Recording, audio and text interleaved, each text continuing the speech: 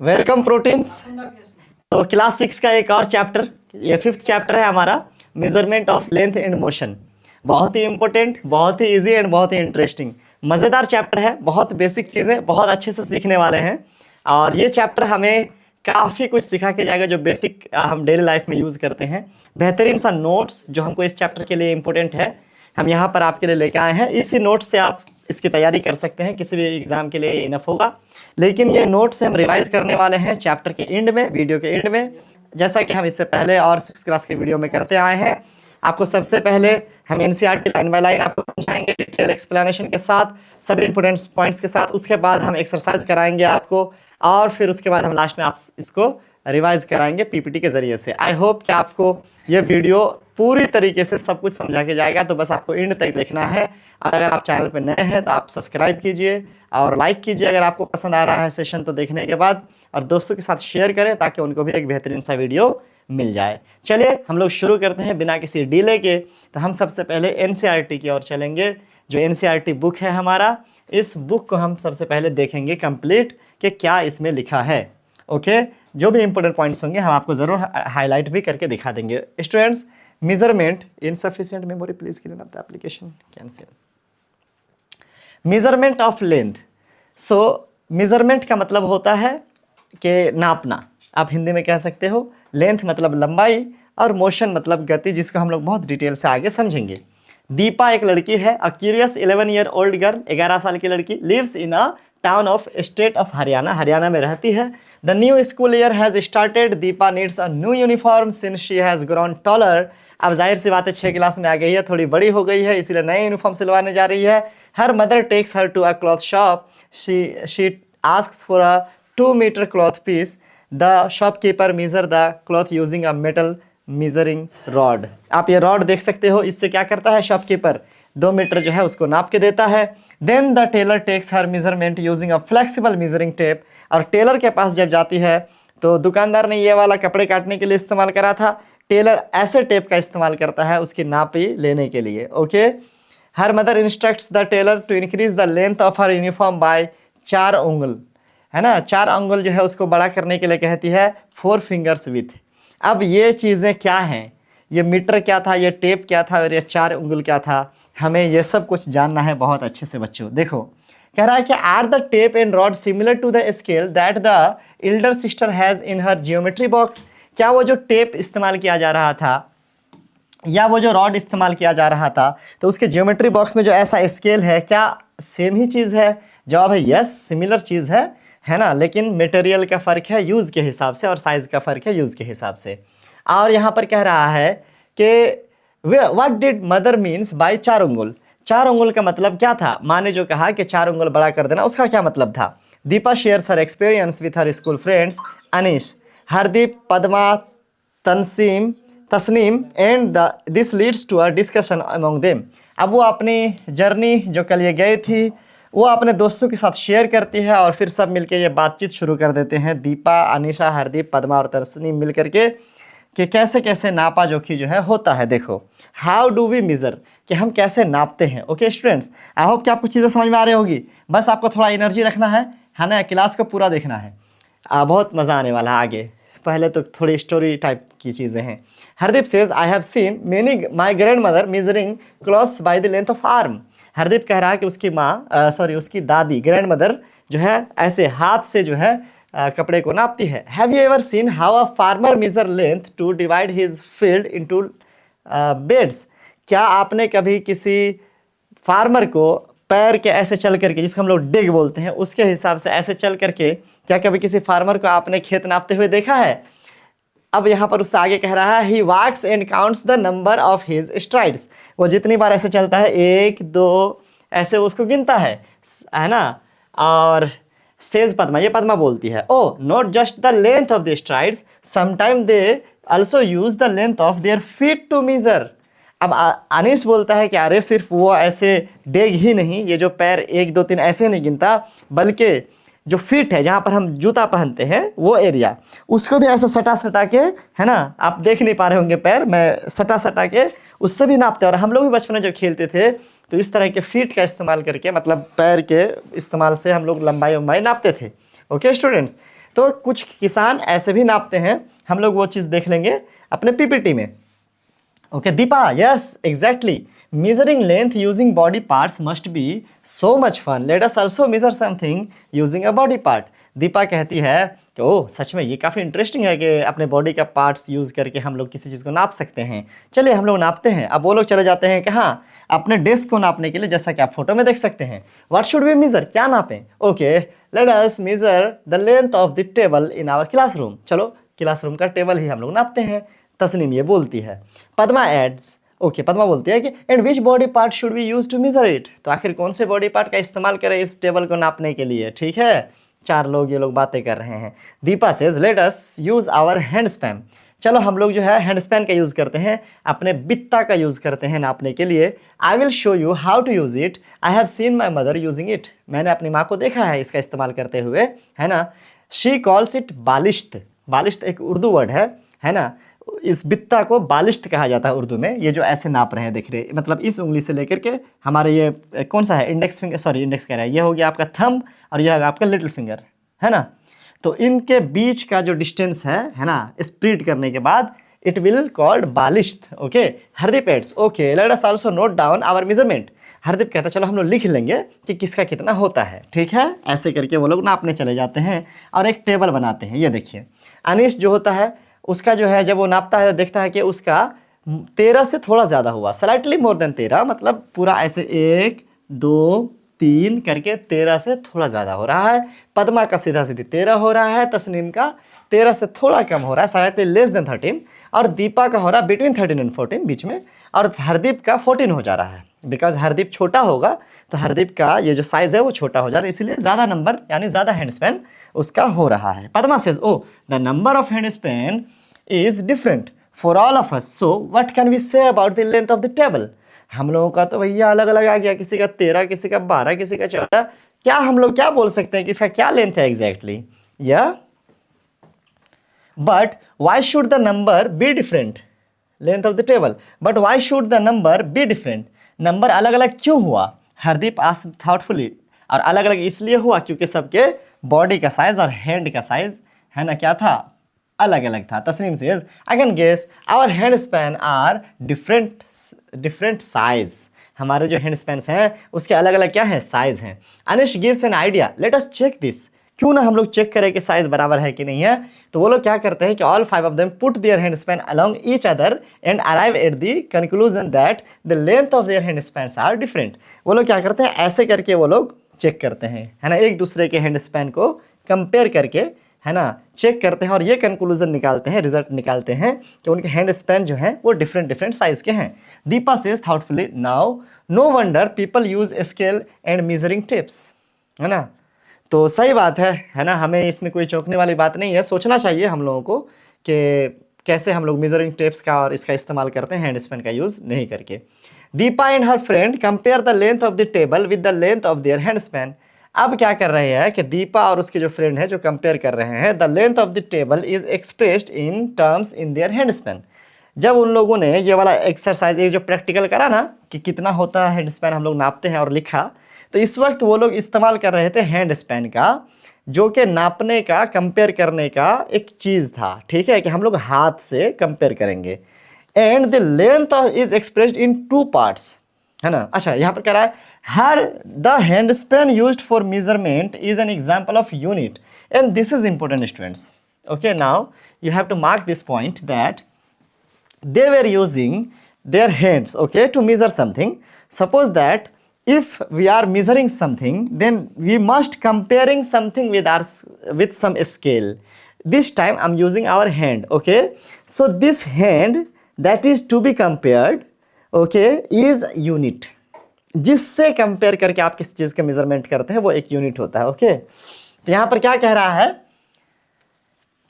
the length of the table is expressed in terms of their hand span. Here the hand span used for measurement of example of unit. यहाँ पर क्या कह रहा है, hand span used for the measurement is an example of unit. ये एक unit है, important word, क्या, unit. And the length is expressed in 2 parts. 2 part में उस लंबाई को दिखाया गया, कैसे, एक अ नंबर, एक अ यूनिट। अब देखो उसने कहा कि हमारा 13 हैंड स्पैन हुआ, 13 बित्ता हुआ, ठीक है, बालिश्त हुआ। उसने कहा कि मेरा 14 बालिश्त हुआ, ओके 14 बालिश्त हुआ। तो इस वक्त दो चीज़ें कही उन लोगों ने, एक वो नंबर कितना हुआ 13, 14, 12, और दूसरा किससे कंपेयर किया गया था, यूनिट से, वो था बालिश्त। You are getting my point.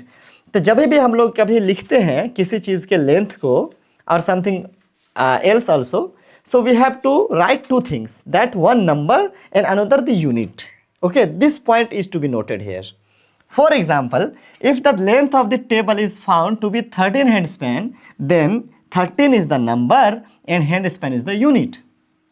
You got my point? Okay, this is important. Selected for the measurement. जो भी मेजरमेंट के लिए आप यूनिट सेलेक्ट कर रहे हैं, it will always not be like hand span, it could be foot, it could be metre, it could be kilometre और something else, but this time again you have to write a number and then the unit just before that, just after that. Okay, now we will see various example in this chapter. Let's see. Okay, however, hand span and the other similar units such as length of hand, foot, fist or fingers differ from person to person. Thus, there is need of such a unit for which measurement of the same length made by different people do not differ. अब जाहिर सी बात है, अगर मान लीजिए कि सबका अलग अलग होगा, डिफर करेगा, जो कि करता ही है, अगर आप फुट का इस्तेमाल करोगे, हैंड स्पैन का यूज़ करोगे, फिंगर्स का यूज़ करोगे, then it is differ in size of different different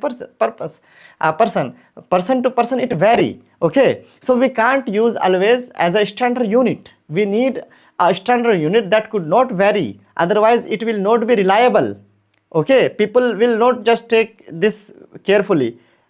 आप सोच के देखो ना यार कि हम ज़मीन खरीद रहे हैं जिससे उसका पैर छोटा है तो हमें कम ज़मीन मिलेगा, ये हम कभी भी एक्सेप्ट करेंगे? It could not be accepted. Okay, so we need a standard unit. Now this topic is going to a very selective thing, that is about units. Okay, length में एक बहुत इंपॉर्टेंट रोल यूनिट का होता है. Now, let's see the extra thing more to know. India has rich history of measurement system dating back to ancient time. अंगुला यानी finger with, है ना, finger की चौड़ाई, और मल्टीपल्स ऑफ अंगुला, बहुत सारे अंगुला. उसके अलावा क्या है कि dhanusha and yojana are some of the units mention in ancient Indian literature. अब पहले ज़माने में इस तरह के यूनिट इस्तेमाल होते थे. जैसे आज हम लोग फुट, पाउंड या किलोग्राम या मीटर, किलोमीटर जैसे यूनिट्स को यूज़ करते हैं. हमारे एंशिएंट में ये देखा गया हिस्ट्री वगैरह में कि ऐसे अंगुला, धनुषा जैसे, योजना जैसे यूनिट को इस्तेमाल किया जाता है. यूनिट मतलब वो चीज़ जिससे कि हम लोग किसी को कंपेयर करते हैं. जैसे अभी हमने हैंड स्पैन से कंपेयर करा था, तो hand span was an in unit.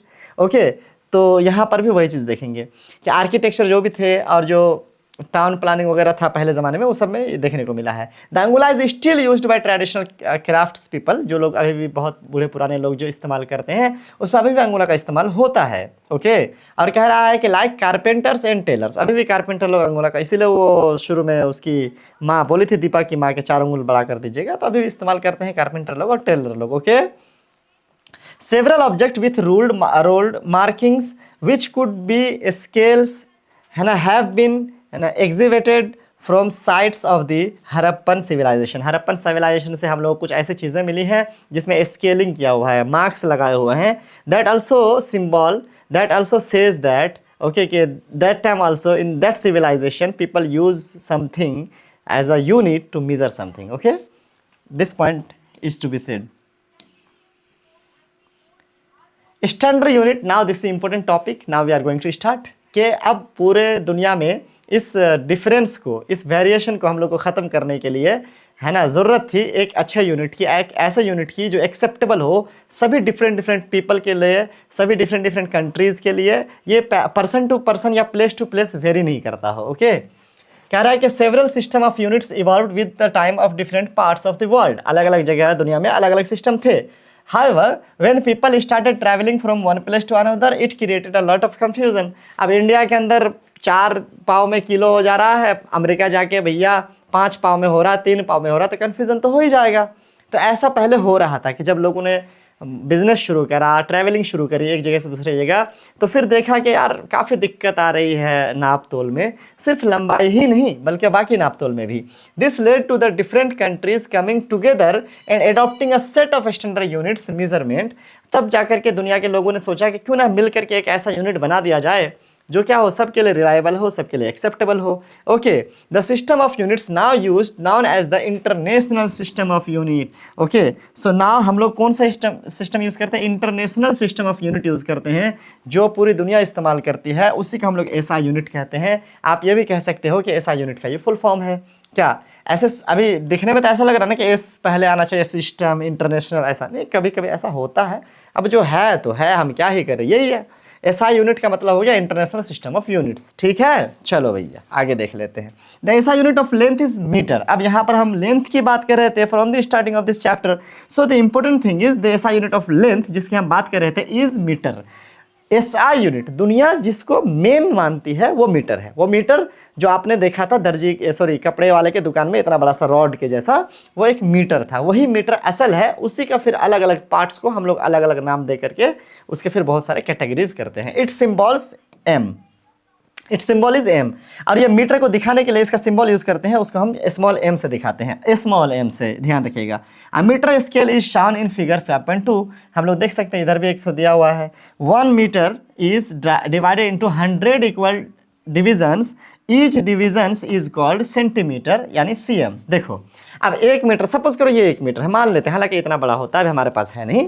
तो ये अगर 1 मीटर है तो इसको अगर 100 टुकड़ा करें बराबर, कितना टुकड़ा करेंगे? 100 टुकड़ा करेंगे, तो 100 टुकड़ा में से एक टुकड़ा 1 सेंटीमीटर कहलाएगा। 1 मीटर का 100 टुकड़ा में से एक टुकड़ा 1 सेंटीमीटर कहलाएगा, यानी 100 को सेंटीमीटर मिलके 1 मीटर होगा, यही यहाँ पर कहा जा रहा है। You may be familiar with a smaller part of the metre scale typically 15 centimetre long shown in figure 5.3। अच्छा देखते हैं नीचे, देखिए हम लोगों ने सबने देखा हुआ स्केल जो हमारे ज्योमेट्री बॉक्स में रहता है, वो भी मीटर का एक हिस्सा है, 15 सेंटीमीटर उसमें रहता है। कितना?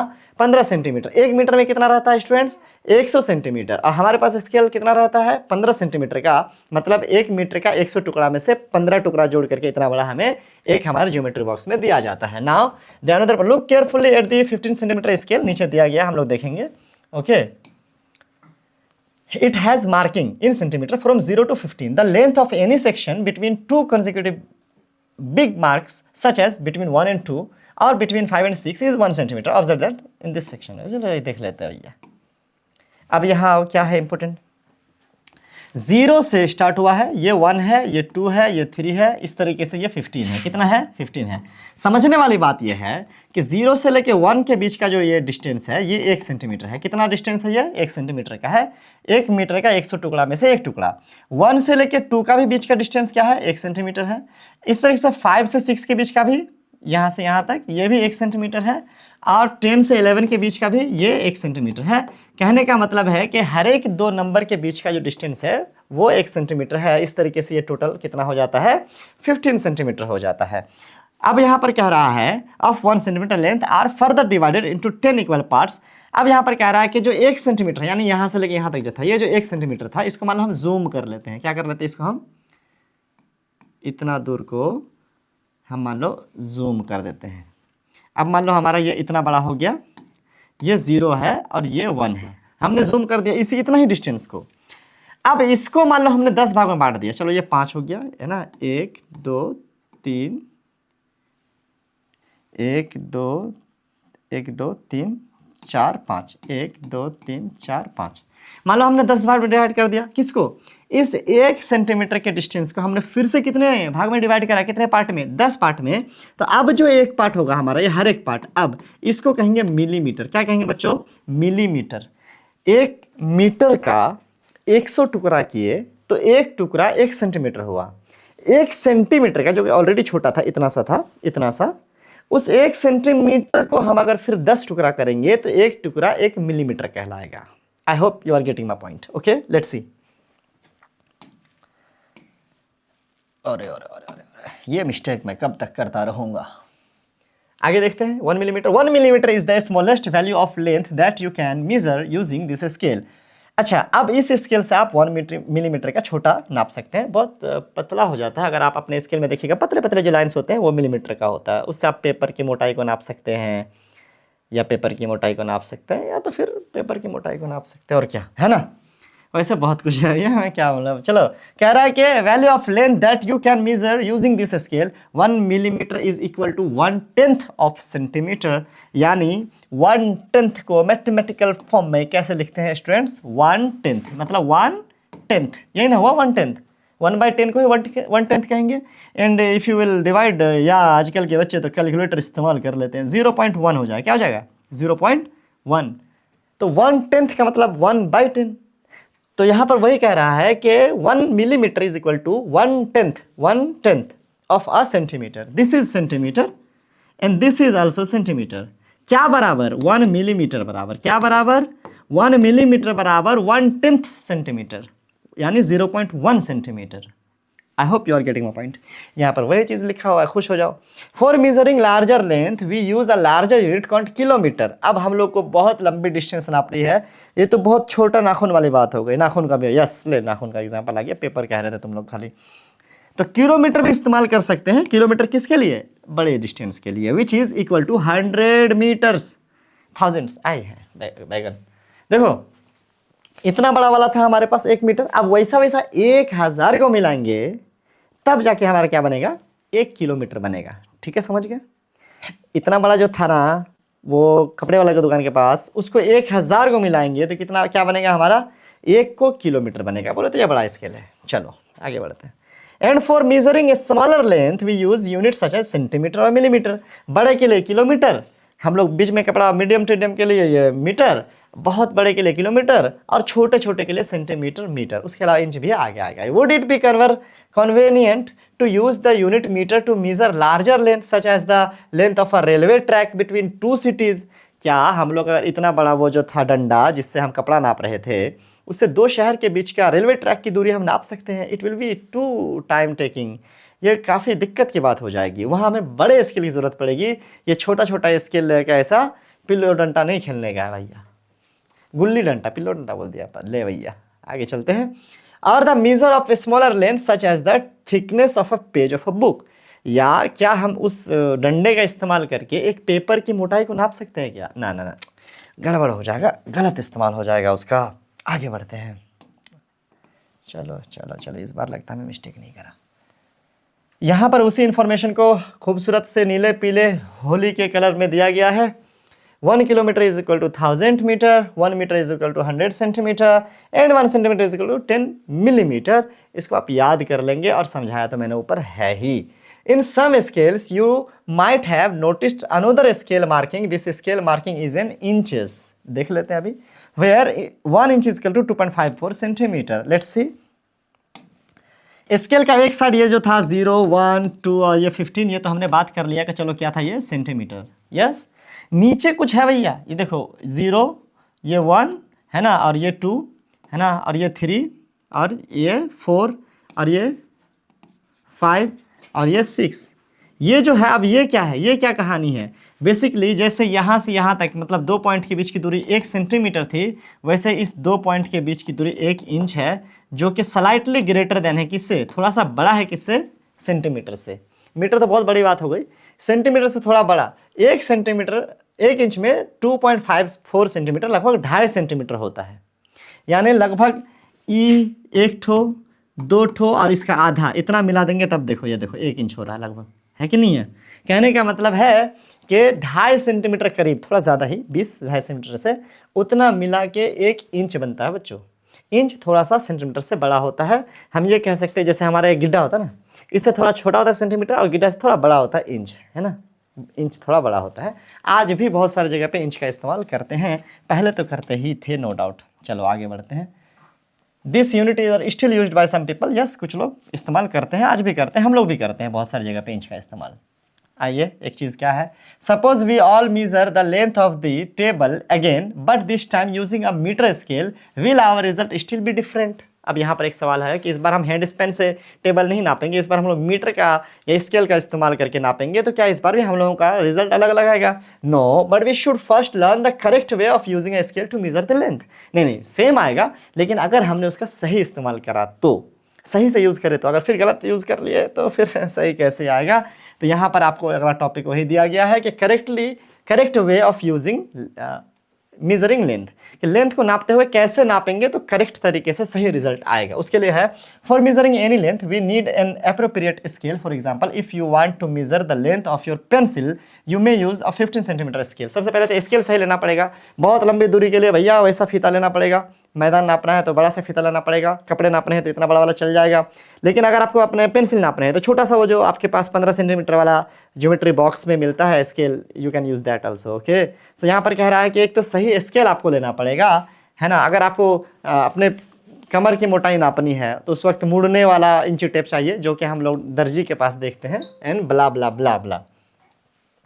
Length of your pencil, you may use 15 centimeter scale. Similarly, if the height of a room is to be measured, you may need a meter scale or measuring tape. अब अगर आपको हाइट नापने हैं अपने रूम के तो उस वक्त वो 15 सेंटीमीटर वाला बहुत छोटा हो जाएगा, उससे दिक्कत होगी। उस वक्त आपको इस्तेमाल करना पड़ सकता है मीटर स्केल जो बड़ा वाला है, या फिर टेप इस्तेमाल करना पड़ सकता है। ये इंपॉर्टेंट है, आगे काम आएगा। ओके, कह रहा है कि you can not directly measure the girth of tree और the size of your chest using a metre scale. अब मीटर स्केल तो भैया वो लोहे का होता है, आप उसका इस्तेमाल करके चेस्ट कैसे नापोगे? वो तो मुड़ेगा नहीं। इस तरीके से आप गर्थ ऑफ द ट्री कह रहा है, ट्री की मोटाई आपको नापनी है, तो ट्री में भी आपको इस तरीके से बेंडिंग वाला चाहिए कुछ, तो उस टाइम पे तो आप वो सीधा, है ना, आकड़ू वाला मीटर इस्तेमाल कर नहीं सकते, तो उस टाइम पे आपको चाहिए होगा फ्लेक्सिबल वाला, yes that could be bend. तो यहाँ पर क्या कह रहा है कि वैसा वाला चाहिए होगा, flexible measuring tape such as tailor's tape is more suitable. तो उस वक्त टेलर लोग जो इस्तेमाल करते हैं ना प्लास्टिक वाला, वो इस्तेमाल होना चाहिए। While measuring lengths we need to take care of some points. देखो, पहले तो सबसे पहले आप करेक्ट फीता ले लो, कि फीता सही होना चाहिए, क्या नापना चाह रहे उस हिसाब से फीता। हर जगह एक ही फीता या एक ही किस्म का स्केल लेकर आप यूज़ नहीं कर सकते, पहले सही फीता ले लो। उसके बाद जब आप नापने के लिए शुरू करते हैं तो कुछ पॉइंट का ध्यान रखेंगे। पहला, what is the correct way to place the scale. वो जो स्केल आप यूज़ कर रहे हो उसको कैसे रखना है। अब मान लो कि आप चेस्ट का नाप रहे हो और आपका पीछे जो है आपका यहाँ पहुँच गया आपका फीता, भैया यहाँ फीता चेस्ट थोड़ी है, चेस्ट तो आपका ऊपर है ना, तो ये आर्म के जस्ट नीचे, तो सही जगह पे प्लेस करना है। उसके अलावा अगर आप ये वाला यूज़ कर रहे हो, मान लो इसका लेंथ नापना है यहाँ से यहाँ तक, ठीक है, ये वाला नापना है, ये लेंथ यहाँ से लेके यहाँ नापना है। तो ये जो आप देख रहे हो ना कि ये जो स्केल रखा गया है, स्केल जो रखा गया है पेपर से, ये करेक्ट तरीके से ऐसे मिला के रखा गया है, एकदम सीधे रखा गया है ना। ऐसा नहीं है कि ये टेढ़ा ऐसे रख दे। देखिए यहाँ पर ये हाइट देखिए, ये हाइट और ये हाइट देखिए, है ना। तो ऐसे टेढ़ा नहीं रखना है, आपको ऐसे सीधा मिला के रखना है, ठीक है, तभी आपका सही आंसर आ पाएगा, वरना थोड़ा बहुत मिलीमीटर का फर्क पड़ेगा। हाँ, ज़्यादा लंबा रहा तो ज़्यादा फर्क पड़ेगा, थोड़ा ही लंबा रहा तो भी फर्क तो पड़ेगा अगर आप टेढ़ा ऐसे रखोगे। ऐसे गलत है भैया, गलत को हम सही कैसे बोल सकते हैं, इसीलिए आपको सिखाया जा रहा है। आगे बढ़ते हैं। कह रहा है कि what is the correct position of the I while reading the scale. आप स्केल पढ़ते टाइम में भी एक करेक्ट वे होना चाहिए कि आप कैसे करो। For example, if you trying to measure the length of a pencil by aligning with a scale, the position of your eye should be directly above the tip of the pencil. अब यहाँ पर ऐसा नहीं है कि आप ना कहीं से भी देख लोगे स्केल के तो आपका सही वाला आंसर आ जाएगा, नो नेवर।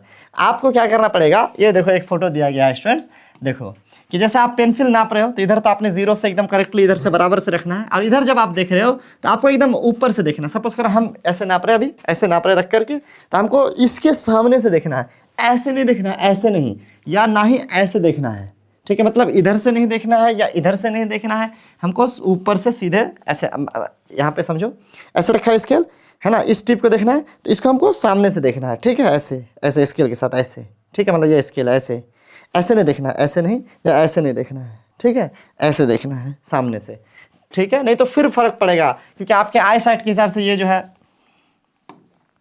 आई साइट के हिसाब से आपको यहाँ का नंबर ऐसे दिखेगा, ऐसे, यहाँ का नंबर आपको ऐसे दिखेगा, यहाँ का नंबर आपको ऐसे करेक्ट दिखेगा, ठीक है।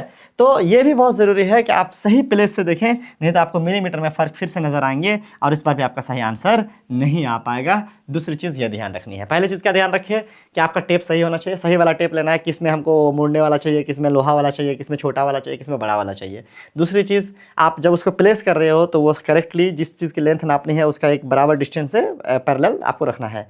तीसरी चीज़, आपको देखते हुए नंबर्स को जहाँ से आप अलाइन करके रखे हो ऊपर से वर्टिकली अच्छे से देखना है, ठीक है। ऐसा नहीं कि कहीं साइड से ऐसे ताका झाके कर रहे हो।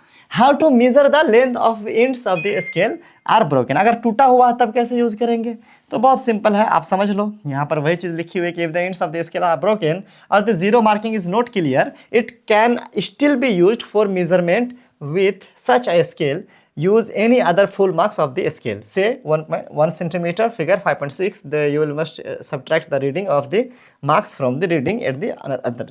अब यहाँ पर क्या कह रहा है कि अदर एंड, अब यहाँ पर यह कह रहा है कि आप मान लो कि टूटा हुआ स्केल ले लिए, उस वक्त क्या कर रहा है कि जीरो अगर उसमें नहीं है, शुरू में जीरो होता है और जीरो से हम लोग नापते हैं और जितना आगे तक जाता है उतना हम कहते हैं सेंटीमीटर हुआ। अगर सेंटीमीटर स्केल की बात करें तो अगर एक ऐसा केस दे दिया जैसे कि यहाँ पर आप देख सकते हो, इस केस में हमारे पास जीरो नहीं है, हमारे पास जो शुरू है वो हमारा 1 है ना।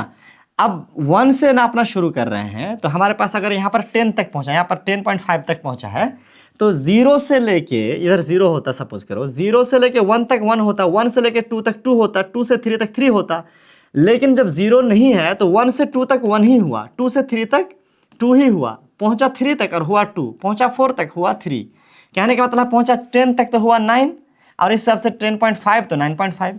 कहने का मतलब है कि चूंकि इधर एक आपने छोड़ दिया है तो उधर जितना आंसर आएगा उसमें से आपको एक छोड़ना पड़ेगा। अगर 15 आ रहा है तो आपका 14 ही होगा, 14 ही होगा, बिकॉज आप इधर से एक पहले ही रिड्यूस कर रखे हैं, घटा के रखे हैं। तो आप टूटा हुआ स्केल भी यूज़ कर सकते हैं। Then that time you have to be conscious that the number you have just subtracted from this side, after the final reading you have to subtract the same number. Suppose karo if you are reading from 6, it could also be possible. If you are reading from 6 number, you are just reducing 6 from this side. Then suppose that your something having the length from 6 to 11, okay, sorry 6 to 11, then your reading is not 11 but 11 minus 6 is 5। आप समझ रहे हैं मेरी बात। आपने 6 से शुरू करा कोई चीज़ और 11 तक पहुंचा है तो उसका अब लंबाई 11 सेंटीमीटर नहीं हुआ, इधर जो आपने 6 छोड़ा था अब 11 से भी आपको वो 6 माइनस करना पड़ेगा, तो आपका हो गया 5 उसका आंसर। कहने का मतलब आप कहीं से भी यूज़ कर सकते हो, लेकिन जितना आपने इधर छोड़ा था उतना फिर आपके आंसर से रिड्यूस करना पड़ेगा। यही चीज़ यहाँ पर क्लियरली लिखा हुआ है। हम लोग आगे बढ़ते हैं। कुछ विजुअली चैलेंज्ड स्टूडेंट होते हैं जिनको देखने में प्रॉब्लम है, वो क्या कर सकते हैं, रेज्ड मार्क जो ऐसा उभरा हुआ टाइप का होता है स्केल में, वो वाला छू छू करके वो इस्तेमाल करते हैं और टच करके इस्तेमाल करते हैं। और आपने ऐसा स्केल देखा भी होगा, कहाँ पर, कहीं पर देखा होगा, हमको क्या पता कहाँ देखा होगा, बहरहाल देखा होगा, ठीक है। चलो डू यू नो, क्या आप जानते थे, क्या करेंगे जान करके, भगवान ने बढ़िया आँख दिया है ना, तभी तो मेरा वीडियो देख पा रहे हो। लाइक कर दो, हाँ, गलत इस्तेमाल ना करो अपने विजिबिलिटी का। लाइक करो और कमेंट करो क्या अच्छा लग रहा, नहीं लग रहा फिर भी करो कमेंट कि क्या अच्छा नहीं लग रहा है। मेरे ऊपर मत करना कमेंट, पढ़ाई वढ़ाई पे ध्यान दो। बाकी बच्चा शेयर वेयर कर सकते हो यार दोस्तों के साथ, बढ़िया सा क्लास उनका छूट जाएगा, बेचारा गुना तुम पे जाएगा, हमारा क्या। तो इस तरीके से विजिबली चैलेंज्ड स्टूडेंट होते हैं, वो लोग क्या करेंगे, ऐसे स्केल्स का यूज़ करेंगे जो थोड़ा सा उभरा हुआ टाइप का रहेगा, है ना, जिसमें क्या रहेगा, स्केल में रेज्ड मार्किंग रहेगी और वो उसको टच करके नापेंगे। लेकिन वो मेहनत क्यों करेंगे, वो हमको बोल देंगे कि आप नाप के बता दो, लेकिन हम पे भरोसा कैसे करेंगे, अपने से नापो, ठीक है। चलो यहाँ पर आगे देखते हैं।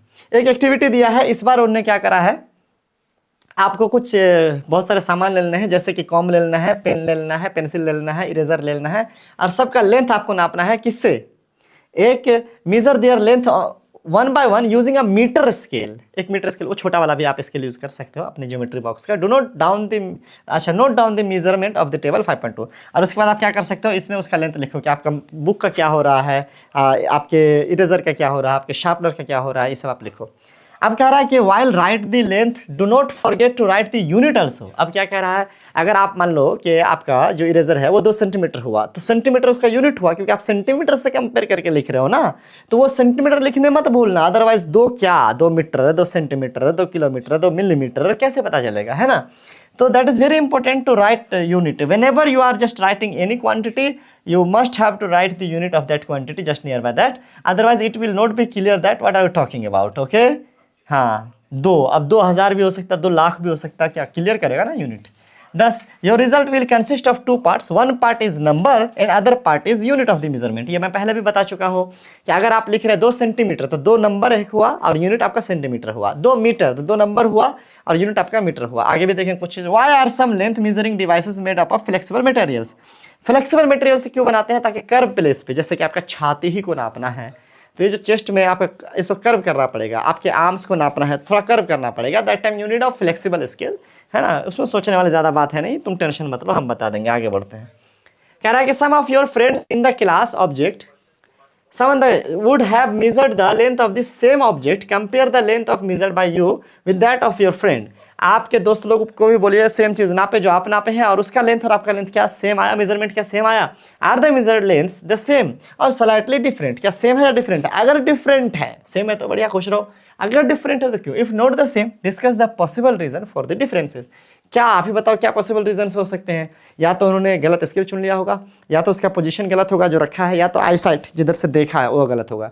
कहने का मतलब है कि जिस तरीके से हम लोग को रीड करना चाहिए किसी को, वो चीज़ अगर कुछ गलत होगा then the result will be different.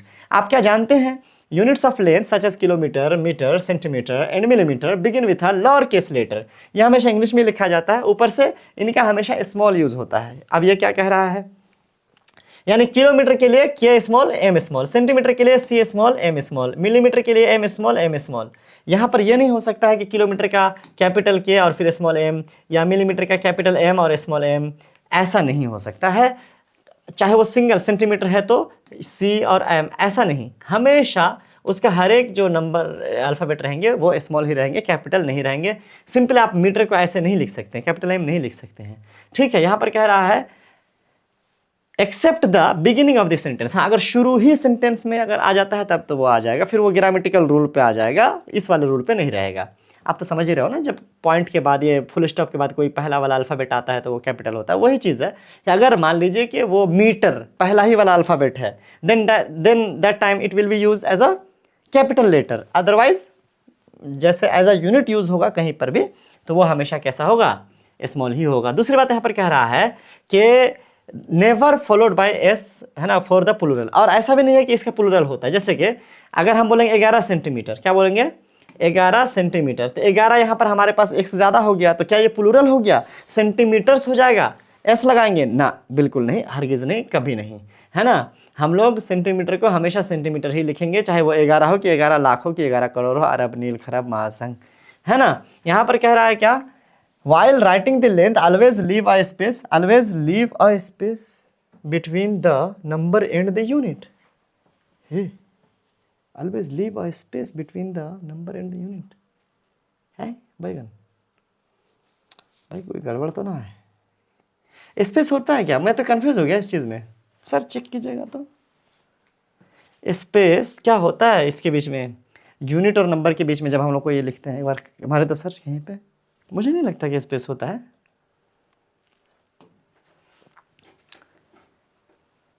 Always leave a space between the number, मतलब ये कह रहा है कि जैसे अगर आपको 5 मीटर लिखना है तो बीच में एक स्पेस होगा, ये is there a space always. मुझे ऐसा क्यों लग रहा है कि स्पेस नहीं होगा, एक मिनट है, थोड़ा कंफर्म कर ले रहे हैं।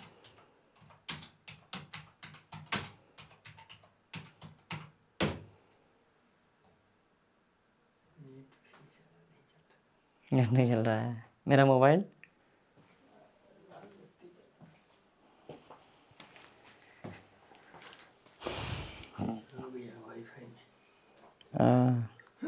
चलो चलो टेंशन में नहीं है, हम इसको कमेंट में देख लेंगे, है ना, ये क्या कहना चाह रहा है, खुश रहो।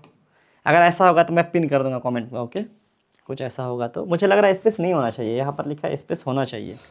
कन्फ्यूज़न इस तरह की छोटी छोटी चीज़ें हैं क्लास 6 वगैरह में भी जो आपको जानना चाहिए।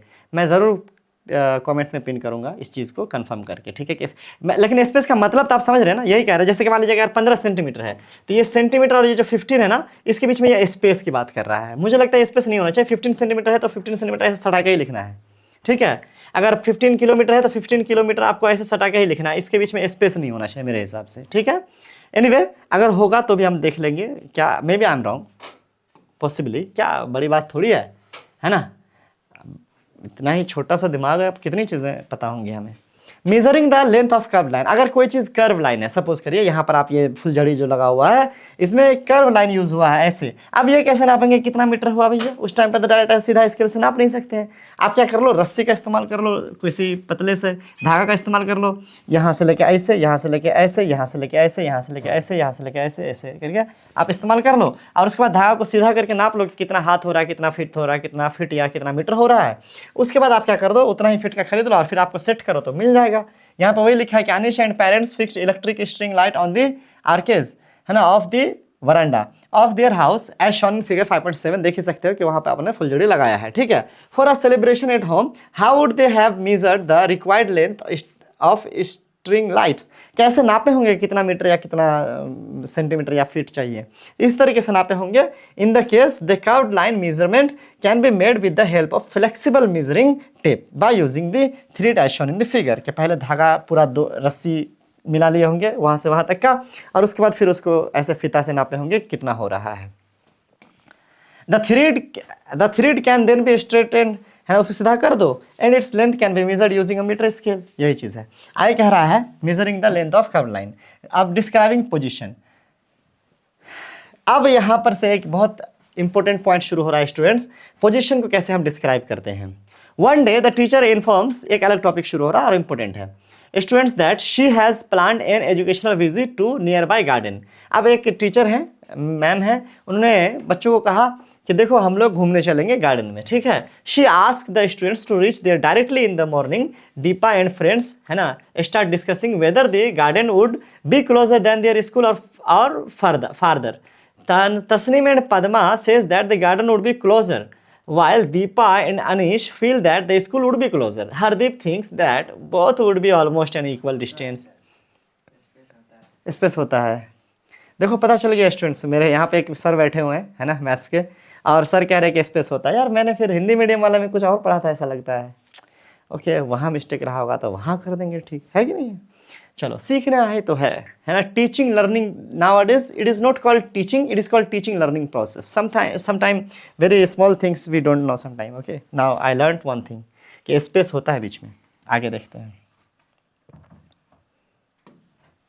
देखो यहाँ पर क्या है कि बच्चों से कहा गया कि आप कल स्कूल नहीं आएंगे, डायरेक्ट अपने घर से गार्डन चले जाएंगे घूमने के लिए। गार्डन यहाँ पर है और स्कूल यहाँ पर है। मैम ने कहा कि आप स्कूल नहीं आएंगे, आप चले जाएंगे डायरेक्ट गार्डन, हम वहीं मिलते हैं।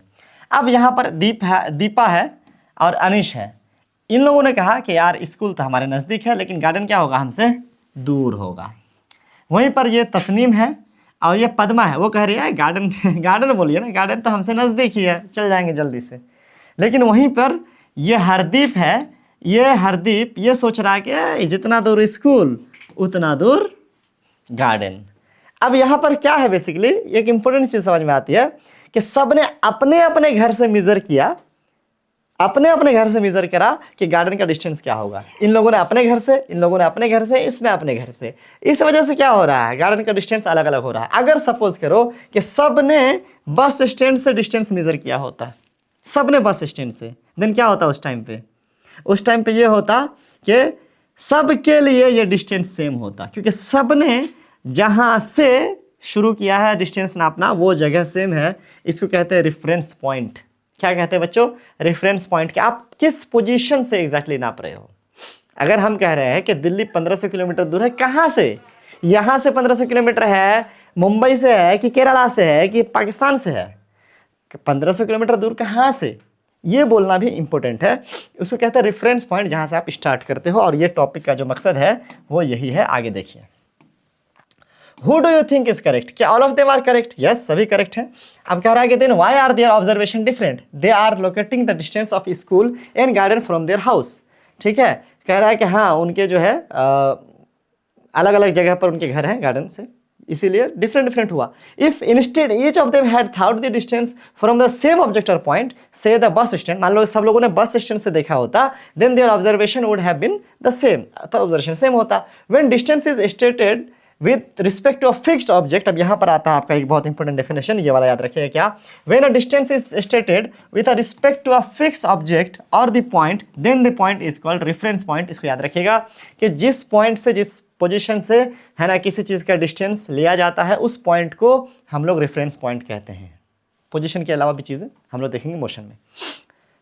रेफरेंस पॉइंट याद रखना, रेफरेंस पॉइंट जहाँ से हम शुरू करते हैं कि ये रेफरेंस पॉइंट है, रेफरेंस सबूत है ना, वहाँ से।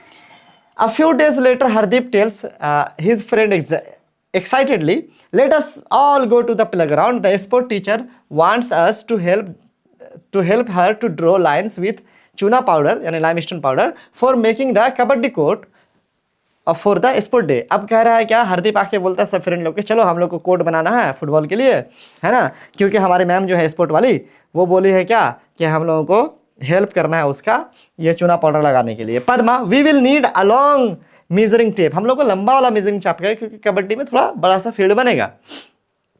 तो take it from the sport room, चलो स्पोर्ट रूम से ले लेते हैं। ऐसा वाला आप लोगों ने अपने घर के मिस्त्री लेबर से देखा होगा जो आपके घर पे काम कर रहे होते हैं। Let us first decide the point on the ground from which we will measure the distance, start drawing.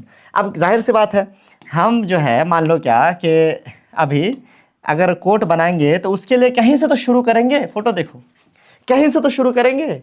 मान लो क्या कि हमको चौड़ाई रखनी है 15 मीटर की, तो कहाँ से 15 मीटर, कोई पॉइंट तो फिक्स होगा। लंबाई रखनी है 20 मीटर की, तो कहाँ से 20 मीटर।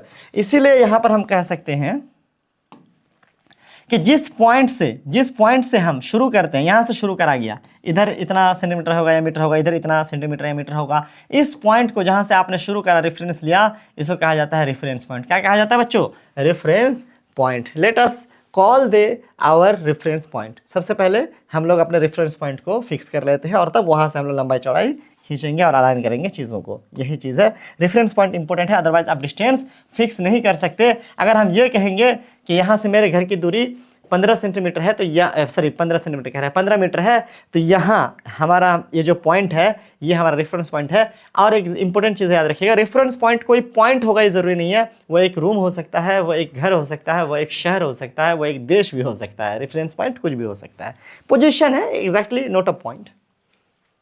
चलो आगे देखते हैं। After a few days, Padma was traveling by bus to visit her grandparents in Delhi. और क्या कह रहे हैं कि कुछ दिनों के बाद एक पद्मा जो है अपने दादी नानी के घर जो जा रही थी दिल्ली, ठीक है। She was eager to reach Delhi, वो जल्दी में, भाई उसको एक्साइटमेंट तो थी कि हाँ पहुंचना है, दिल्ली पहुंचना है। And was reading the kilometres stone on the side, अब ऐसे साइड में लगा रहता है ना, पत्थर में लिखा रहता है ना कितना किलोमीटर दूर है, on the road side. On one of the kilometer stone, it was written Delhi 70 kilometre. एक पत्थर में लिखा हुआ था कि दिल्ली यहाँ से कितना किलोमीटर दूर है, 70 किलोमीटर है। फर्दर ऑन, आगे बढ़ती है, the next kilometre stone read Delhi 60 kilometre. थोड़ा आगे जाके देखते हैं, अरे दिल्ली 60 किलोमीटर है, अभी 70 था अब 60 बचा है। Each kilometre stone indicate her that she was getting closer to her grandparents house, वो अपनी नानी के घर के नज़दीक जा रही है। हर एक पत्थर से ये पता चल रहा था। कैसे पता चल रहा था, ये पत्थर आखिर कैसे डिसाइड कर रहा है कि नज़दीक गया है। इस केस में स्टूडेंट्स, इस केस में देखो फिर से वही mistake, these kilometer stones indicated her distance from Delhi, so Delhi is the reference point for the situation। अब इस वक्त जो लिखा गया था ना कि दिल्ली 70 किलोमीटर है, दिल्ली 50 किलोमीटर है, उस वक्त उस दिल्ली को, एक सिटी को क्या करा गया था, रेफरेंस पॉइंट माना गया था। और वहां से 0 किलोमीटर 10 20 30 40 50 60 70 लिखा हुआ कि नहीं है। तो जैसे जैसे वो नज़दीक आती जा रही थी, वो दिल्ली के नज़दीक आ रही थी, पता चल रहा था, क्योंकि इस वक्त रेफरेंस पॉइंट क्या था, दिल्ली था इन सारे पत्थरों का। फिर से वही रेफरेंस पॉइंट का वैल्यू बताया जा रहा है। What do such kilometres stone indicate, क्या इंडिकेट करता है। How could Padma conclude that she was getting closer to her destination, अगर पद्मा कैसे पता चल रहा था, इसलिए क्योंकि रेफरेंस पॉइंट से जो डिस्टेंस है वो कम होता जा रहा था। इसका मतलब है कि वो रेफरेंस पॉइंट के नज़दीक जाते जा रही है, इसका मतलब है कि वो डेस्टिनेशन के नज़दीक जाते जा रही है। ठीक है, चलिए आगे बढ़ते हैं। If the kilometers stone read Delhi 70 km as shown in the figure 5.13, we can say that the position of the Padma is 70 km from Delhi, है कि नहीं है। और कह रहा है कि when he kilometer stone reads Delhi 60 km, the position of the Padma is 60 km from Delhi।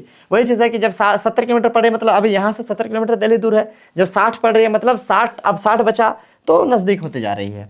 आगे कह रहा है कि does this mean that the position of Padma with respect to the reference point is changing with time. अब यहाँ से एक important topic शुरू होता है कि इसका क्या मतलब हुआ कि पद्मा का जो पोजीशन है वो टाइम के साथ चेंज हो रहा है। अभी था 70 किलोमीटर दूर, 5 मिनट के बाद हो गया 60 किलोमीटर दूर, 10 मिनट के बाद हो गया 50 किलोमीटर दूर। तो इसका मतलब है कि टाइम के साथ पद्मा का पोजीशन चेंज हो रहा है। यस, ठीक है, रेफरेंस पॉइंट के हिसाब से। Does it change when an object is moving, क्या ये बदलता है जब कोई ऑब्जेक्ट मूव कर रहा होता है? यानी पोजीशन बदलता है जब ऑब्जेक्ट मूव कर रहा होता है टाइम के साथ। चलो अब इंपॉर्टेंट कंसेप्ट यहाँ से शुरू हो रहा है, आगे देखते हैं। तो उसका कंसेप्ट है अगला टॉपिक, मूविंग थिंग्स, के चीज़ें जो चल रही होती है। Let us explore. आपको क्या करना है, अपने आसपास की चीज़ें देखनी है और ये डिसाइड करना है कि कौन सी चीज़ें मूव कर रही हैं और कौन सी चीज़ स्टेबल है, रुकी हुई है, यानी कौन मूविंग है और कौन रेस्ट में है। ठीक है, ये देख लिया आपने, और उन सब का एक्सप्लेन करना है आपको यहाँ पर कि कोई क्यों मूविंग है, कोई क्यों रेस्ट में है। और ये बहुत इंटरेस्टिंग सा एक चीज़ है जो अभी आपको समझ में आएगा। क्या है? Compare and always your in justification how can you decide if an object is in motion और एट रेस्ट। आप कैसे डिसाइड कर सकते हो कि कोई चीज़ मोशन में है या रेस्ट में है? कैसे आपने सोच लिया कि वो जो गाय चल रही है वो रेस्ट में है, वो जो पेड़ खड़ा है वो मोशन में है और जो पेड़ खड़ा है वो रेस्ट में है? आपने कैसे सोच लिया कि हम यहाँ पर खड़े हैं तो हम रेस्ट में हैं और आप वहाँ बैठे हुए हैं तो आप रेस्ट में हैं? फिर आपने डिसाइड कर लिया कि नहीं, हम मोशन में हैं, आप रेस्ट में हैं। ये कैसे आप डिसाइड कर रहे हो? How you can decide something is in rest और in motion? I am giving one example very interesting, that suppose that I'm just standing here, I'm in rest. Yeah, you will say I'm in rest. Of course you are in rest even. Yes, in this everything around me, like my whiteboard, sorry, my digital board, है ना? Okay, all this setup I can see here, all these things are stable and they are in rest. Yeah, we can say. But suppose that if we say our earth is moving always, means our earth is rotating in their axis and also moving around the sun. So if sun is in moving position state है ना, वो चल रहा है, तो फिर उस पे रहने वाली चीज़ कैसे इसमें है, रेस्ट में है? कहने का मतलब है कि अगर हमारा अर्थ चल रहा है हर वक्त, तो अर्थ पे जब हम हैं तो हम कैसे रेस्ट में? हम भी तो चल रहे हैं। यस, जवाब the answer is yes, obviously.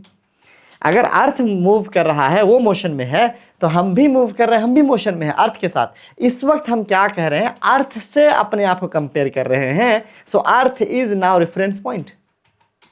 So according to reference point you can say something is in position, is in motion और इन रेस्ट।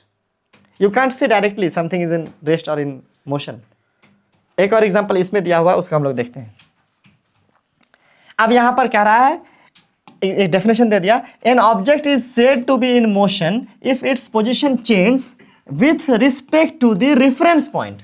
रेफरेंस पॉइंट जिसके हिसाब से वो चीज़ अपना पोजीशन, इसके हिसाब से, ये यहाँ था, यहाँ आया, यहाँ आया, यहाँ आया, 4 सेकेंड के बाद यहाँ आ गया। 4 सेकेंड से पहले इस पेन का पोजीशन इस वाले हमारे फिंगर से यहाँ था, एक अलग पोजीशन पे था, और 4 सेकेंड के बाद यहाँ पर है। Then this object is in moving position, है ना, मोशन में है, because it is changing its position with respect to time और रेफरेंस पॉइंट के हिसाब से। अब इसी पे कोई बैठा रहेगा तो उसको क्या लगेगा? चेंज हो रहा नहीं। कह रहा है क्या कि जब ये पोजीशन चेंज हो रहा हो with respect to reference point with time. If an object not changing its position with respect to the reference point with the time, it is said to be in rest. अब ये definition आपको यहाँ पर दिया है, इसको आपको याद कर लेना है, बहुत इंपॉर्टेंट है, very very very very important. आगे देखते हैं एक और एग्जांपल, बहुत ही इंटरेस्टिंग, ये वाला देखो आप। Deepa looked around her in the bus and noticed that all the passengers were seated. She looked around again after a minute and he found them still occupying their seats. Suppose करो दीपा बैठी हुई थी और अपने आसपास के पैसेंजर को, ऐसा मतलब ड्राइवर को ही देख रही थी। अभी देखिए कि ड्राइवर हमारे इतना डिस्टेंस पर है, ऐसे बैठा हुआ है, और वो 10 मिनट के बाद देख रही है कि ड्राइवर वहीं बैठा हुआ है। मतलब टाइम के साथ ड्राइवर ने कोई जगह नहीं बदली दीपा के हिसाब से, वो जो बैठी हुई थी पीछे वाली सीट पे। इसका मतलब है कि वो जो ड्राइवर है वो रेस्ट में है, जबकि ड्राइवर गाड़ी में बैठा हुआ और गाड़ी मोशन में है। तो ड्राइवर कैसे रेस्ट में हुआ? ड्राइवर भी मोशन में होना चाहिए, है कि नहीं? अच्छा क्वेश्चन। यहाँ पर वही कहा जा रहा है कि she looked around again after a minute and found them still occupying their seats. She wondered are they moving, क्या ये चल रहे हैं? She concluded that the position of the passenger was not changing with time. Deepa के हिसाब से वो जो बैठी हुई थी उसके हिसाब से उसके आसपास के लोग, उसका ड्राइवर का पोजीशन चेंज नहीं हो रहा था टाइम के साथ। Therefore they are certainly at rest, वो रेस्ट में ही होना चाहिए। However, when she looked outside, they felt that we are in motion. लेकिन जब वो बाहर देखती है अगल बगल के दुकान के हिसाब से, बिल्डिंग के हिसाब से, पेड़ के हिसाब से, तो अरे वो पीछे जा रहा है, पीछे जा रहा है, मतलब हम आगे जा रहे हैं, उसके हिसाब से हमारा पोजीशन चेंज हो रहा है। मतलब बाहर के बिल्डिंग के हिसाब से, बाहर के रोड के हिसाब से, बाहर के पेड़ के हिसाब से दीपा का पोजीशन चेंज हो रहा था। So Deepa is in motion, but at the same time when she is comparing with herself with other passengers and the drivers, she saw that there is no change, okay, of the place with respect to time. So those passenger and Deepa still is in rest according to each of them, okay. But when she is looking outside of the bus, she see that they are moving, so they are in motion. आप समझ रहे हो? Due to the reference point, it changes the perspectives. ये नहीं है कि आप ऐसे ही बोल दो कोई चीज़ रेस्ट में है कोई मोशन में है, ये बोलना पड़ेगा कि किसके हिसाब से रेस्ट में है या किसके हिसाब से मोशन में है। ये एक बहुत इंपॉर्टेंट थ्योरी है स्टूडेंट्स, इसलिए मैं इस चीज़ को काफ़ी डिटेल से बताने की कोशिश कर रहा हूँ, बिकॉज इसको समझना बहुत इंपॉर्टेंट है। आगे चल करके इसका काफ़ी एक बड़ा थ्योरी है आइंस्टीन का थ्योरी ऑफ रिलेटिविटी, ठीक है, बहुत बढ़िया चीज़ है। आप समझो, अब मेरी बात समझो, दीपा बैठी हुई बस में, तो अपने आसपास के पैसेंजर के हिसाब से, ड्राइवर के हिसाब से उसका पोजीशन चेंज नहीं हो रहा है। अगर वो रेफरेंस पॉइंट है या दीपा खुद रेफरेंस पॉइंट है या ड्राइवर रेफरेंस पॉइंट है, तो उस वक्त वो मोशन में नहीं, रेस्ट में है। लेकिन अगर रेफरेंस पॉइंट बाहर की कोई चीज़ है, बाहर बस से बाहर की कोई बिल्डिंग, कोई पेड़, कुछ है ना, तो उसके हिसाब से इसका पोजीशन अभी यहाँ था, 5 मिनट के बाद आगे हो गया, पोजीशन चेंज हो रहा है बाहर के बिल्डिंग के हिसाब से। तो बाहर के बिल्डिंग के रेफरेंस पॉइंट के हिसाब से वो मोशन में है, लेकिन अंदर के पैसेंजर के हिसाब से वो रेस्ट में है। I hope you are getting my point. आगे बढ़ते हैं, ठीक है, यहाँ पर वही चीज़ें दी गई हैं कि therefore the reference point is important in deciding, है ना, whether an object is rest in motion. ये इंपॉर्टेंट है कि रेफरेंस पॉइंट पता हो। इफ दीपा कंसिडर्ड हरसेल्फ और bus as the reference point, then passenger were at rest, है ना। However it is considered an object outside the bus like building, है ना, the reference point, then the passenger and she herself is in motion. Suppose you are traveling on a ship which moving at a constant speed along a straight line on a calm sea. आप एक ठहरे हुए सी में हैं और आप एक बंद कमरे में हैं और आपको पता नहीं है कि हमारा सी चल रहा है कि नहीं चल रहा। आप अपने आसपास की चीज़ों को मूव करता हुआ नहीं देख पा रहे क्योंकि आप बंद कमरे में हैं, और आप ऐसे भी समुद्र में देखिएगा तो आपको दूर दूर तक सिर्फ पानी ही दिखाई देगा, है ना। Suppose there is no window, है ना, at the ship, is there any way that you can determine whether the ship is moving or stationary. क्या उस वक्त कोई तरीका है जिससे आप ये पता लगा सकते हो कि आपका शिप चल रहा है या रुका हुआ है? एक बहुत इंटरेस्टिंग सा क्वेश्चन है, ये मैं आप पे छोड़ता हूँ, ओके। और मुझे लगता है कि ये आपको ज़रूर सॉल्व करने की कोशिश करनी चाहिए, और अगर नहीं आपसे सॉल्व हो रहा है तो आप कमेंट करना, मैं करूँगा आंसर आपका, ठीक है। लेकिन चलो देखता हूँ एक्टिवली कि आप थोड़ा सोचते हो कि नहीं सोचते हो, आप कमेंट करते हो कि नहीं करते हो, ये बहुत ज़रूरी है। लाइक करो और कमेंट करो, आगे देखते हैं, ठीक है, और फिर जवाब मिल जाएगा, टेंशन मत लो। लेकिन सोचना चाहिए आपको, ये काफ़ी अच्छा क्वेश्चन है। आप दोबारा समझ लो, समंदर में ठहरा हुआ पानी में जहाज़ चल रहा है, हमें पता ही नहीं है, बाहर हम देख नहीं पा रहे हैं, कैसे पता करेंगे कि हम मोशन में है या रेस्ट में है? चलिए, टाइप्स ऑफ मोशन आ जाता है हमारे पास, ये काफ़ी इंपॉर्टेंट एक्टिविटी है। यहाँ पर आपको इरेजर लेना है ना, और उसको ऐसे गिराना है। क्या देखोगे आप? इरेजर सीधे नीचे गिरा, ठीक है। इस तरीके से मान लो यहाँ पर कह रहा है कि और भी कोई चीज़ गिरेगा। Does it move along straight line? क्या सीधा गिरा? यस। एक ऑरेंज जब ड्रॉप होता है ट्री से, does it move in straight line? क्या वो सीधे गिरता है? अगर कोई फल गिरता है पेड़ से तो yes. Have you seen that the Republic day parade में क्या ऐसे ऐसे चलते हैं, सीधे चलते हैं? यस, स्ट्रेट लाइन में। Do they move on a straight line? Yes. When a heavy box is pushed, कोई भारी चीज़ को एकदम धकेल रहे हो आप, है ना, तो भी क्या सीधे जा रहा होता है? Yes. It may also move along the straight line, ये भी स्ट्रेट लाइन के हिसाब से चलता हो, है ना। When an object moves along a straight line it's motion is called linear motion. अब ये आपका एक डेफिनेशन है जो आपको क्या कह सकता है, इंपॉर्टेंट है, जो पूछा जा सकता है कि जब एक ऑब्जेक्ट मूव करता है स्ट्रेट लाइन में, उसके मोशन का हम लोग क्या कहते हैं? लीनियर मोशन कहते हैं। लीनियर मोशन का एक टाइप हो गया, ठीक है। Identify such a linear motion in your surroundings. अपने आसपास के और भी लीनियर मोशन को आप क्या करो? आइडेंटिफाई करो। जैसे गाड़ी चलती है सीधे तो वो भी हो गया, साइकिल चलता है सीधे रोड पे, वो भी हो गया लीनियर मोशन, ठीक है बच्चों। पेड़ से गिरे या छत से भी कोई चीज़ गिरे, वो लीनियर मोशन हो गया। आप ये देख लो एग्जाम्पल्स, पेड़ से ऑरेंज गिर रहा है, इरेजर गिर रहा है, हैवी बॉक्स लगे ले जा रहा है, परेड में लड़कियां हैं, जो एग्जाम्पल ऊपर लिए गए थे। कह रहा है कि but the things always move along a straight line. क्या हमेशा चीज़ें सीधी ही चलती हैं? जवाब है no. You might have enjoyed playing swing, आपने मेरी गो राउंड, आप ये सब खेले होंगे, घूमे होंगे झूला वूला, तो क्या इसमें सीधे ही हो रहा थी, चीज़ें घूम रही होती हैं। Are this type of motion also linear motion, क्या वो भी लीनियर मोशन है? जवाब है नहीं। अब आपको अगला एक्टिविटी दिया गया है कि आपको क्या करना है, एक इरेजर को बांध लेना है। मान लो इसी को हमने बांध लिया, ओहो, एक इरेजर का आपको बांधना, जैसे पेन को हमने बांध लिया किस में, एक धागे में, ठीक है। बांधने के बाद आपको क्या करना है, hold the other end of the thread, धागा को बांध कर ऐसे लटका दिए, है ना, एंड विल इट, अब इसको ऐसे घुमा देना है, ठीक है। ऑब्जर्व इट्स मोशन, अब इसके मोशन को देखना है। अगर आप इसको ऐसे कर दोगे, है ना, तो कैसे ये ऐसे ऐसे हिलेगा। Is the motion of this eraser the same of the merry go round, क्या ये गोल गोल घूम रहा है? एक मिनट, ओहो, ऐसे वाला नहीं है, वर्लिट कह रहा है ना, ऐसे वाला, यस। इरेजर को या इसको मान लो, इसी को मैंने बांध दिया, फिर से धागा को एक साइड पकड़ लिया और ऐसे ऐसे घुमाया हमने, ठीक है, ऐसे ऐसे घुमाया। अब जो इरेजर घूम रहा है, हमने जो इरेजर बांधा था, अभी हमने ये बांधा था, या आप पत्थर बांध लो, पत्थर मत बांधो यार, गिर जाएगा। आलू भी कह रहा है कि आलू बांध लो, ऐसे ऐसे करके घुमाएगा, तो क्या वो स्ट्रेट लाइन में घूमेगा? जवाब है नहीं, वो गोल गोल घूमेगा, ठीक है। When an object moves along a circular path, its motion is called circular motion। तो उसको हम लोग क्या बोलते हैं, जब कोई सर्कुलर पाथ पे गोल गोल घूमता है, सर्कुलर पाथ पे घूमता है, तो उसके मोशन को सर्कुलर मोशन कहा जाता है। यहाँ पर ये चीज़ था, आगे बढ़ते हैं। इसका एक और टाइप का मोशन आ गया, एक था लीनियर मोशन, एक आ गया सर्कुलर मोशन। अच्छा, यहाँ पर आपको दिया गया, फोटो भी दिया गया, देखिए ऐसे गोल गोल घुमा रही है, ऐसे मेरी गो राउंड में ये लोग घूम रहे हैं। अगला एक्टिविटी है कि आप इस तरीके से फिर से बांध लो, और बांधने के बाद इसको, ये जो इस बार है ना, कि ऐसे थोड़ा हिला के छोड़ दो, तो ये चीज़ें ऐसे ऐसे ऐसे ऐसे घूमेंगी। या आप स्विंग में इस तरीके से घूमते हो, तो यहाँ पर भी चीज़ें आगे पीछे ऐसे जाती है। इसको क्या बोलते हैं? When an object moves to, यहाँ पर भी ये इंपॉर्टेंट है, when an object moves to and fro, आगे और पीछे जाता है, अबाउट सेम फिक्स्ड पोजीशन, एक ही जगह के हिसाब से, इसके हिसाब से, इसके इस वाले पिंड के हिसाब से, ठीक है।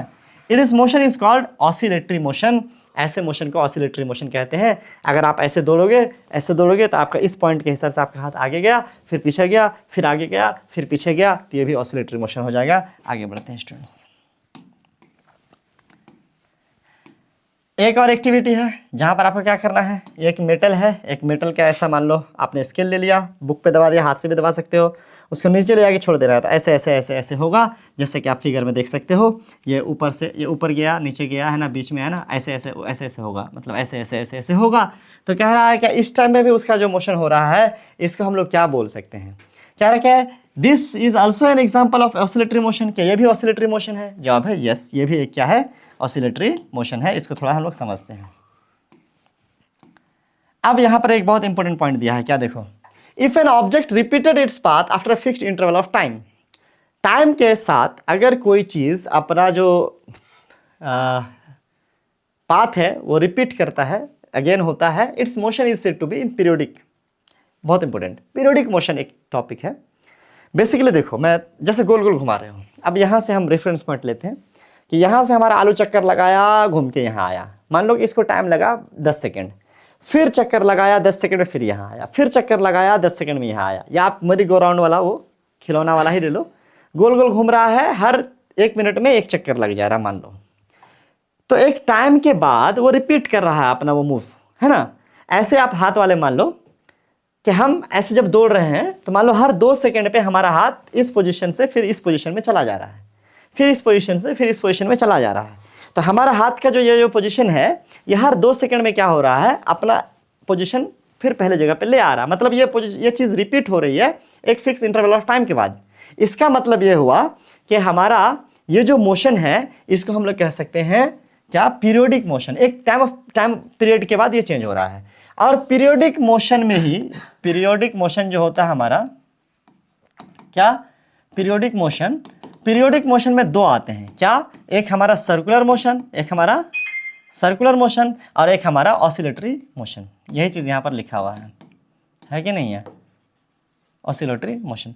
तो हमारा पीरियोडिक मोशन का ये दोनों टाइप आप कह सकते हो। मतलब सर्कुलर मोशन में भी पीरियोडिक होता है, टाइम इंटरवल के बाद रिपीट हो सकता है, ऑसिलेटरी में भी हो सकता है, रिपीट नहीं भी हो सकता। अगर रिपीट नहीं हो रहा था वो पीरियोडिक नहीं होगा, अगर रिपीट हो रहा है तो पीरियोडिक होगा। आगे बढ़ते हैं, आई होप के आप क्लियर हो।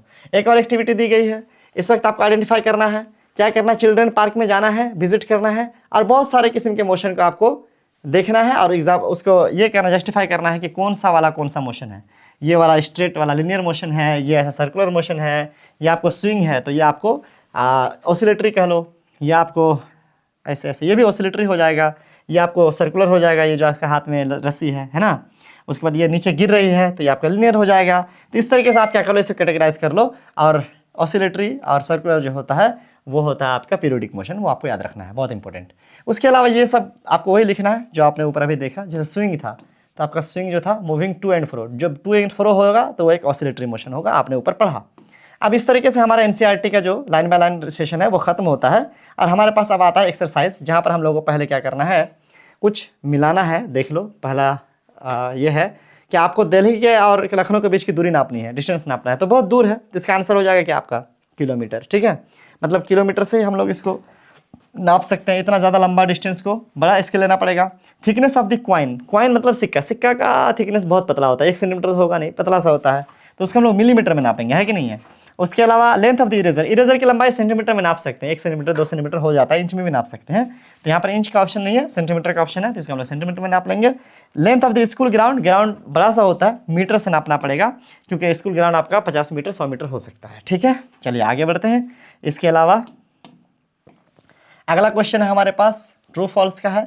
The motion of car moving on a straight road is an example of linear motion.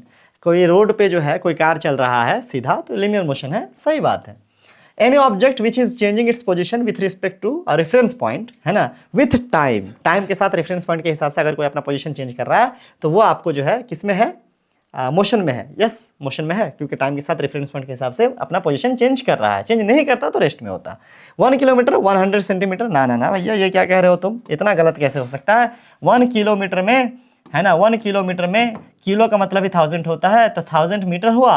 और 1 मीटर में हमारा 1 मीटर में 100 सेंटीमीटर होता है, तो इस हिसाब से मीटर को भी अगर सेंटीमीटर बदलेंगे तो हमारा हो जाएगा 1 लाख सेंटीमीटर, यानी 1 किलोमीटर में हमारा 1 लाख सेंटीमीटर होता है। तो ये फॉल्स हो गया। राइट दी फॉलोइंग नोट, है ना, a standard unit of measuring length. Millimetre जो होता है स्टैंडर्ड यूनिट है, यस। सेंटीमीटर यूनिट है लेंथ का, यस। किलोमीटर यूनिट है लेंथ का, यस। हैंड स्पैन यूनिट है लेंथ का, यस। लेकिन कौन सा नहीं है, स्टैंडर्ड नहीं है हैंड स्पैन। देखो, हैंड स्पैन से हम नाप तो सकते हैं लेंथ को, बट स्टैंडर्ड यूनिट नहीं है, पूरी दुनिया इसको एक्सेप्ट नहीं कर सकती, तो इसको हम लोग नहीं मानेंगे स्टैंडर्ड यूनिट। लेंथ का यूनिट है, और भी चीज़ों का यूनिट होता है स्टैंडर्ड यूनिट। सपोज करिए आप फोर्स का न्यूटन होता है, वेट का केजी, है ना, वेट का केजी होता है क्या, वेट इंग्लिश में और हिंदी में थोड़ा फर्क है। मास का केजी होता है, वेट का नहीं, वेट का न्यूटन ही होगा। वेट इज़ अ फोर्स, अब पढ़ेंगे ऊपर क्लास में। मास का न्यूटन होता है। तो और भी चीज़ों के जो होते हैं यूनिट जो होते हैं वो आप पढ़ेंगे ऐसा यूनिट आगे क्लास में, जैसे आप क्लास आपका चेंज होता जाएगा, आप चीज़ें सीखते जाएंगे। ठीक है, 4 नंबर देख लीजिए। Search for the different scale for the measuring tips as your home and school, find out the smallest value that you can be measured using each of the scales, record your observation. अपने घर में या अपने school में जो भी आपको tape फीता मिलता है उसमें से क्या कम से कम आप नाप सकते हो वो आप लिख लेना अपने हिसाब से। Suppose the distance between your school and the home is 1.5 kilometre express in metre. अब क्या कह रहा है कि मान लीजिए कि आपके घर से स्कूल की दूरी 1.5 किलोमीटर है, इसको आपको मीटर में चेंज करना है। तो हम जानते हैं कि 1.5 किलोमीटर का हमको क्या बनाना है सर, मीटर बनाना है। 1 किलोमीटर में जो होता है वो 1000 क्या होता है, मीटर होता है। तो इसको हमको 1000 से मल्टीप्लाई करना पड़ेगा। तो अगर हम 1000 से मल्टीप्लाई कर लेते हैं, बाकी इसका चेंजिंग जो है आपको डिटेल से किसे मिल जाएगा, ये किलोमीटर नहीं होगा, मीटर हो गया। अब ये आपको डिटेल से मैथ्स में मिलेगा, ठीक है, वहाँ आप सीख लेना कैसे होता है। अभी मैं इतना बताता हूँ कि 1000 से मल्टीप्लाई कर दो तो यहाँ पे 1 पॉइंट से 1 0 गया, यानी 15 के आगे 00। अरे कैसा गंदा लिख रहा हूँ मैं, 15 के आगे 00, इतना मीटर जो है आपका डिस्टेंस हो जाएगा स्कूल से घर का। ठीक है, आगे बढ़ते हैं। टेक अ टम्बलर और अ बोतल, major the length of the curved part of the base of the गिलास और बोतल रिकॉर्ड। आप टम्बलर ले लो, गिलास ले लो, या फिर आप बोतल ले लो और उसका कर्व्ड पार्ट को आपको नापना है। तो उसके लिए आपको कोई ऐसा कर्व वाला प्लास्टिक वाला फीता लेना पड़ेगा, जैसे कि दर्जी के पास होता है।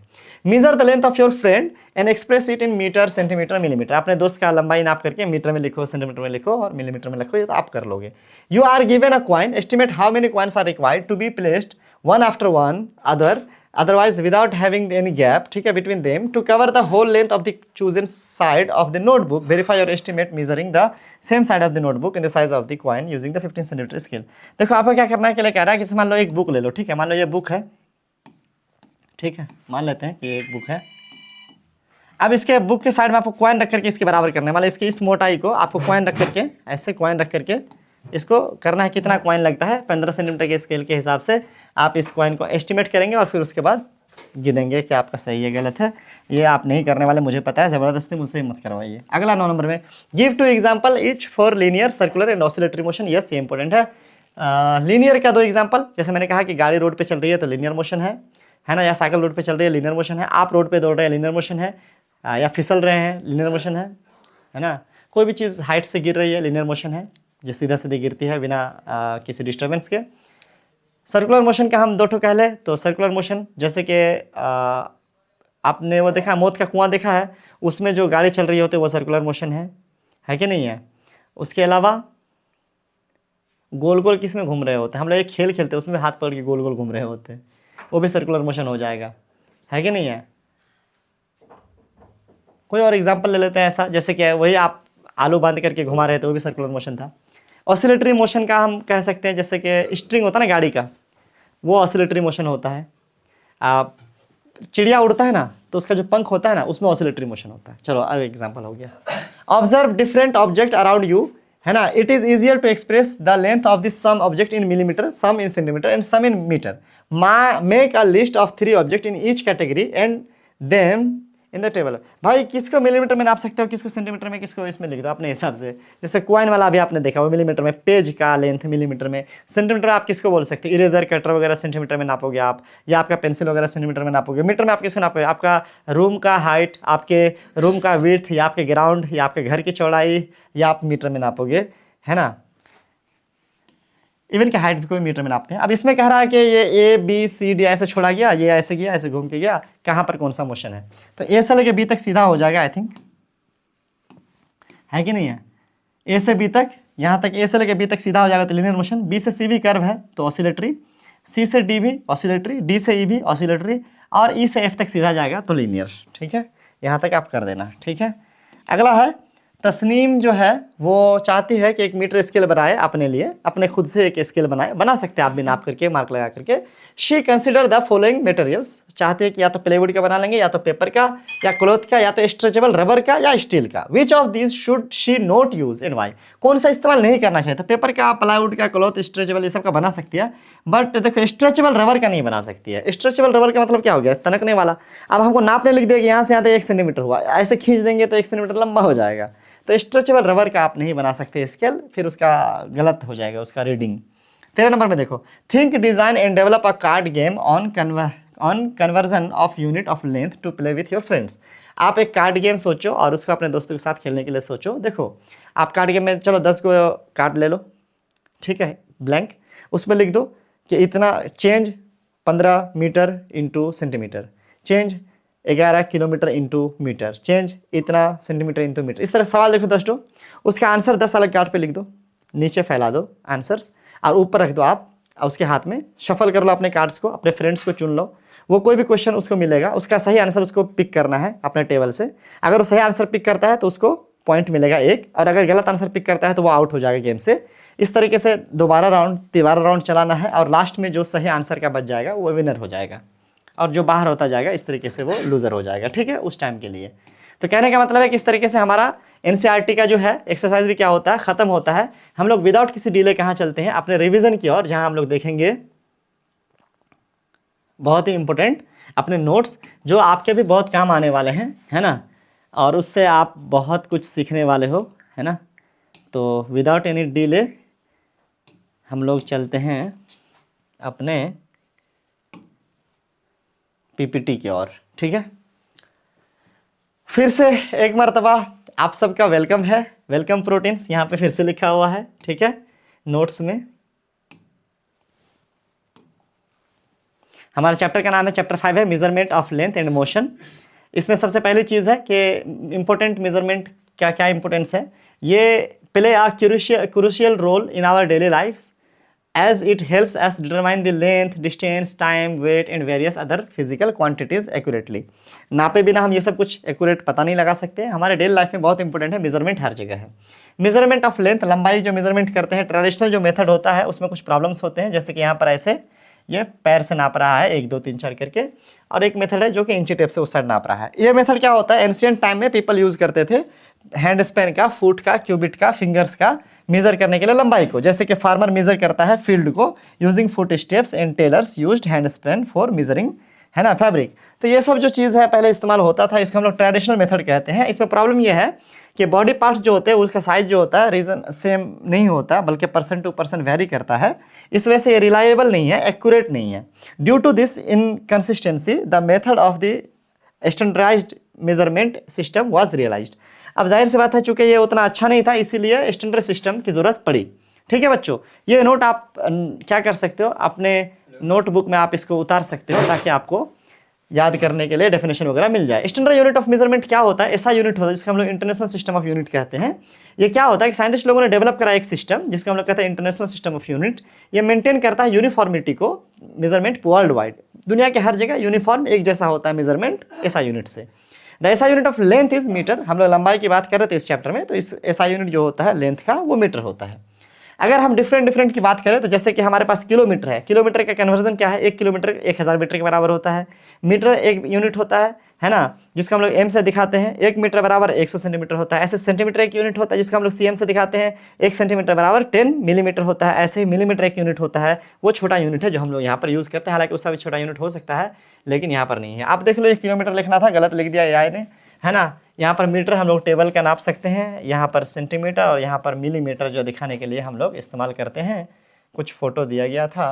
अगला यहाँ पर देखो, measuring the instrument of length. अब क्या क्या चीज़ हम लोग इस्तेमाल करते हैं लंबाई नापने के लिए, तो एक है मेजरिंग स्केल। स्केल तो आपने देखा ही है ज्योमेट्री बॉक्स में। मेजरिंग टेप, दर्जी वाला, है ना। वर्नियर क्लिपर, वर्नियर क्लिपर ये वाला होता है ना, इससे हम लोग छोटे लेंथ नाप सकते हैं। और एक होता है screw gauge for very fine measurement, बहुत छोटी चीज़ नापने के लिए। स्क्रू गेज यहाँ पर दिया नहीं है फोटो, वो पी आकार का, पी शेप का ऐसा होता है, ऐसा टाइप का होता है, ठीक है। ऐसा यहाँ पर टाइट करने का सिस्टम होता है ना, घुमाने का सिस्टम होता है इसमें। और यहाँ पर कोई चीज़ रखते हैं और इसमें स्केल ऐसे ऐसे होता है। बेसिकली ये पी डिज़ाइन का होता है, लैब वगैरह में देखने को मिलता है, यहाँ पर नहीं दिया। स्क्रू गेज कहते हैं उसको। उसके अलावा मेजरमेंट का करेक्ट मेथड क्या है, कहाँ पर स्केल को रखना है, किधर से देखना है। The scale should be placed in direct eye contact with the object, ऐसे सीधा से देखना है। उसके अलावा eye should be exactly above the scale marking to the avoid error, है ना। एक तो पहली बात है कि आपको ऊपर से सीधा देखना है ताकि एरर ना हो, इधर उधर से देखेंगे तो आपका टेढ़ा हो जाएगा। The scale edge is broken, अगर स्केल का एज अगर टूटा हुआ है, start from a non marking and subtract the difference.